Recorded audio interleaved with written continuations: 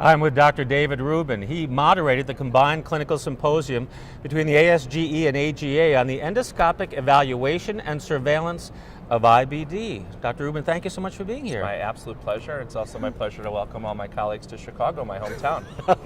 Well, give us an idea of what happened at the combined clinical symposium. What did you discuss? Well, this was important because the AGA and the ASGE partnered on this and actually co-moderated with Lauren Lane and Frank Ferre. The topics were basically two areas. One has to do with the evolving endpoints for therapy of inflammatory bowel disease and understanding how we're moving towards treating to heal the bowel. But in order to do that, you have to have endoscopic indices that are reliable and usable by people in practice. Absolutely. So we had a wonderful talk by Simon Travis on those indices. And the second major topic was on cancer prevention in IBD. Now, there must be a lot of controversy. You're following this endoscopically. At what point do you decide that surgical intervention is necessary? Well, that's a very important question, Michael. The issue over the history of IBD has been that it's been hard to find dysplasia, and when you actually found it, it usually portended that there was already a cancer somewhere else, and you should send the patient right to surgery. But with the advent of our modern technologies like high-definition scopes and chromoendoscopy using dye spray, we can now see things so well that we're actually changing the way we do this. We're not just changing when we send people to surgery, which is later than it used to be. Right. We're also able now to stop doing random biopsies in many patients. So instead of doing the old guidelines of taking all these random biopsies throughout the colon, we've learned that with these new technologies and with the appropriate experience, people can do targeted biopsies and feel much more confident that they're really clearing the colon and not missing important lesions. I know that's always been a problem, is that you're getting the rare section of healthy tissue and not really reflecting the illness. That's absolutely right. So what we heard from Ralph Kieslich and Klaus Mankemuller were some state-of-the-art lectures that were really about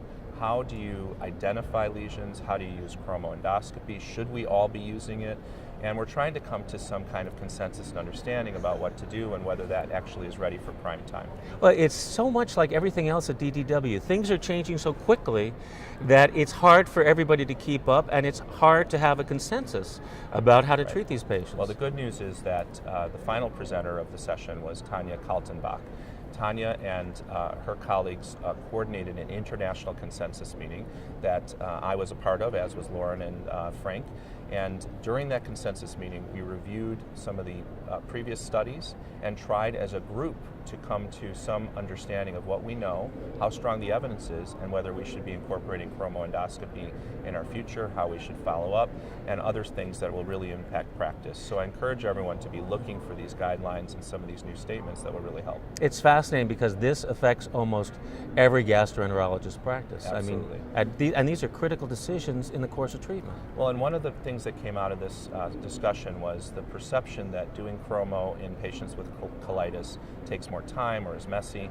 And the reality is that as people learn how to do this, and you're not doing random biopsies like we used to do, they may realize that it's a more efficient way to take care of their patients, and of course it's providing them with a little more certainty. And it's not as invasive if you can avoid the biopsy. And it's not as invasive when you can save the colon too. So yeah, you can exactly. find these lesions earlier. Excellent you point. can follow patients carefully. And so we're certainly not at the point yet where guidelines are all changing, but I think our colleagues really do need to know that now is the time they should be thinking carefully about whether chromoendoscopy is right for certain patients and learning a little bit more. The ASGE Learning Center at this meeting has a video on how to do chromoendoscopy, and I would encourage people to go see that. It must be. If it is sparing patients from what might be a premature resection, it certainly seems more than worth knowing. Well, certainly things are changing, and people need to keep up with that, and they need to provide their patients with the updated approach to managing this. All right, that's fascinating. Thank you, Dr. Rubin. Appreciate you being here. Thank you. If you'd like to read more about our activities here at DDW 14, go to our blog site, or you can go to our Twitter site. The hashtag is DDW14. In addition, Tuesday at noon, Dr. Rubin will be moderating a live Twitter chat, noon Central Time. The hashtag there is DDW14Chat.